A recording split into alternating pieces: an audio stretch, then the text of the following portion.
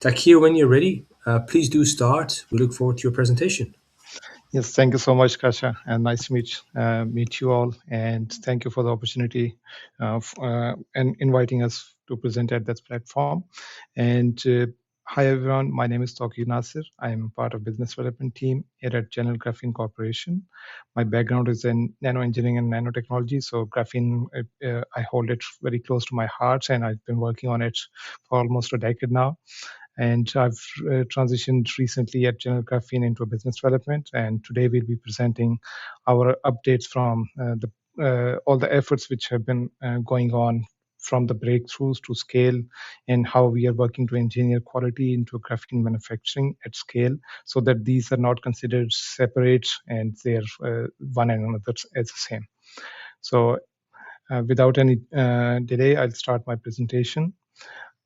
For the introduction, General Graphene, we are based in Knoxville, Tennessee, in the United States. We are pure manufacturing company for graphene and carbon-based nanomaterials and related materials. And the sole mission of the General Graphene is to make graphene scalable, accessible, and affordable. And we are doing this by combining our novel processes, materials, and expertise, as well as working together with key components and key players in the industry and market.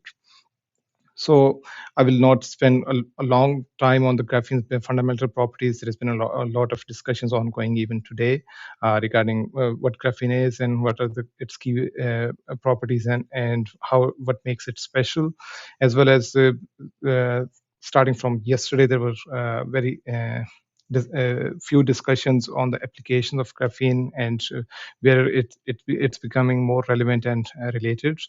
And my talk will be focused on the industrial manufacturing and how we can, because this is the main connecting point from the intrinsic properties to the actual real world applications, and how we can bring it to this scale. And on the bottom here is a short roadmap and history of the company, founded in 2015, and we have started more focus on application development and application-focused R&D starting from 2024. And a lot of you who are already interacting with General Graphene and our platforms, you might have seen a lot of media and updates coming from the company. So I will briefly touch about the core capabilities of our General Graphene. At General Graphene, we operate on 3 primary material platforms: CVD graphene, pyrolytic carbon coatings, and 3D graphene foam. For CVD graphene, we do a large-scale monolayer graphene synthesis on copper foils.